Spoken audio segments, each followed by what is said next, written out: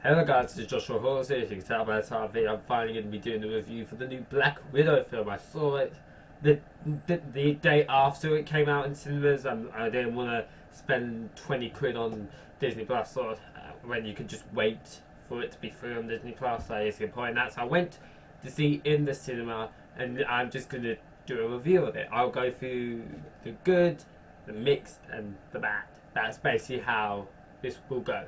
So to start off with the good is that overall it's a really good film. The action is really well. I really like kind of how the action is done because not all of it's spectacle action. There's quite a lot of realistic action that looks like it actually hurts. It's not all over the top, which I think kind of suits an assassin like Black Widow. I thought that suited it really well. The characters work well for each other, and they really work well, interact with each other, these characters. David Harbour's Guardian is, in terms of comedy, the highlight of this film. It is he's just a very funny character that I cracked up quite a few times watching the film. I found him really funny. Florence Pugh's character, who I forget the name of, but who's playing Black Widow's sister, I thought she played that character really well. She had really good chemistry with the other actors, especially Black Widow, who's her sister. So they had that kind of, although it kind of shows that they're a family, that they have a lot of baggage to say the least, that they still have that kind of family connection, which I really liked. And another thing I liked is that there's even like one, maybe two scenes that kind of make her sacrifice in Avengers Endgame it a bit more emotional and impactful, as of course this is set in the past, you know. Yeah, I'm not doing spoilers, as you can probably tell. So yeah, there's like a scene or two that kind of makes her death in Endgame a little bit more emotional. So I really liked that.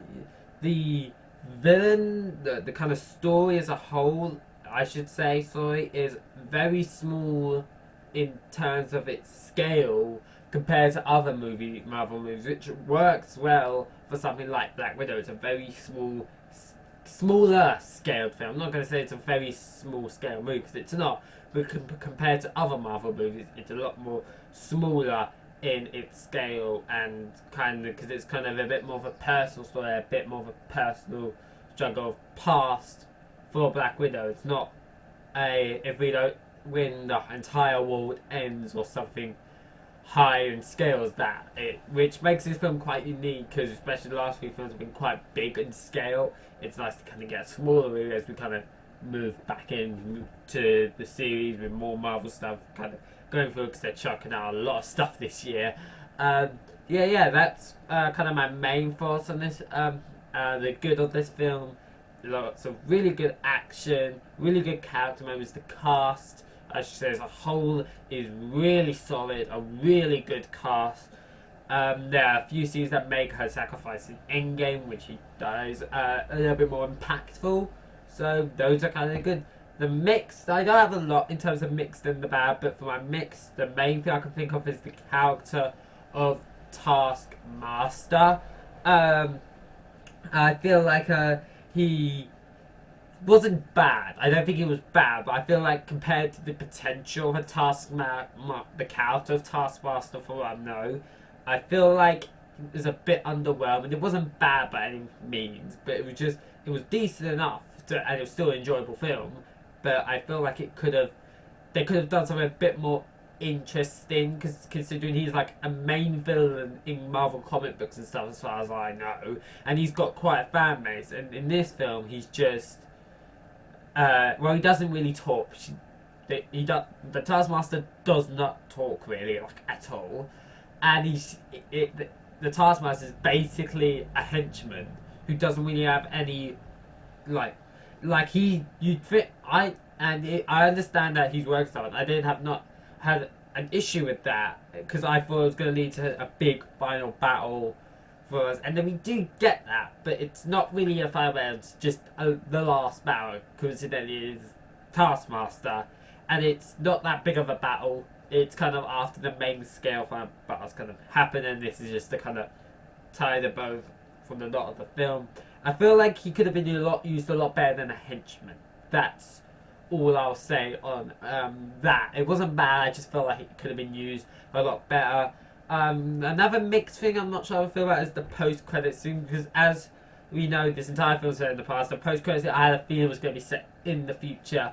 Like the first half I really liked, and there's some cool stuff going forward. But for what it teases upcoming, it sets up a problem that can get solved in one conversation. So it doesn't really.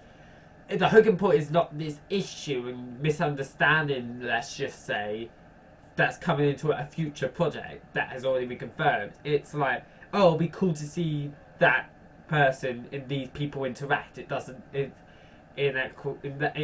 look. I'm looking for it in that sense, not the sense it was trying to hope for. And I feel like, considering it was originally, before pandemic stuff, supposed to be the start of the MCU, but instead it was pushed back.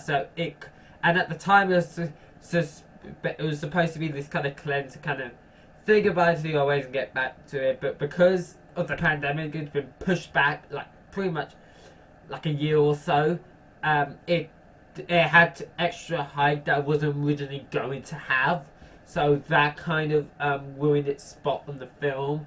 I feel like it kind of made. I think that it came to a point where unnecessarily wasn't the film's intention to make it like this, but the fans' expectations might, not be as great as the film would be. And it is a really good film. It's just fans' expectations might be a little bit more excited than maybe a film like this really should be, because it kind of it was not supposed to have this long gap. It was supposed to kind of get ready for the new as the star faithful. So those are kind of my mixed things. Not necessarily stuff I hated or disliked or anything like that. Those are just kind of stuff that's exactly right. And my only real flaw of the film, if we get into the bad, is that this film feels like it should have came out like 4 or 5 years ago after Captain America Civil War, apart from the post-credit scene, which you could probably put like an Endgame aside. I know Endgame was like a finale, but it probably would have still worked in Endgame, in my opinion. Or just put it somewhere else, because I feel like it didn't need. Sorry, it apart from that post-credit scene, this film would have worked better if it came out not long after. It would work better if it was like the second film after Civil War. Civil War got a lot of hype. We want to know what these characters are doing in the meantime, especially characters like Black Widow who betray them. I feel like this would have worked a lot better, and the post-credit can be a post-credit scene setting up the next film, Doctor Strange, because there hasn't been a post-credit scene for Doctor Strange. So that probably would be how I do it. But because of them doing a movie set in the past after Black Widow, we see her in the film set in the future is a lot until her sacrifice in Endgame. It kind of gets rid of some of the stakes that would be in there. It's kind of just, I feel like it just didn't work in the Phase 4. It would have worked so much better like just after Civil War. It would have worked a lot better in that kind of. There would have been a bit more stakes to it. It would have been got cooler in the action scenes. Maybe would have a little bit more impact, a little bit more risk if we did not know the outcome of the film set in the future. So I just feel like this film, the biggest thing that kind of holds it down is that it set in the. They did not release this 4 or 5 years ago, and it just would have worked better. There would be a bit more intrigue, and plus. It would have felt like, yeah, that's the perfect time to do a Black Widow film. And apart from now, and it feels like, okay, it's great that we've got a Black Widow film, but like, we should have got this a while ago. It shouldn't have taken this long. And in my opinion, she should have been the first females to be able to get her own film instead of Captain Marvel. Not saying I didn't like Captain Marvel, I just think this film's better than Captain Marvel. It just would have worked better back then. I feel like she's kind of more deserving of that. There's also an argument which I can understand that this would have worked better as a TV show, and the way the story is set, I can generally see that probably still would be like really good. You get to know the characters a bit more, but Black Widow probably wanted her send off. If she's not going to be in the final battle of Endgame, She probably wanted at least one big budget kind of film, which is fair enough. So yeah, my only real flaw is just the time they released this. This would have worked a lot better if they released it a few years ago. Just my thoughts.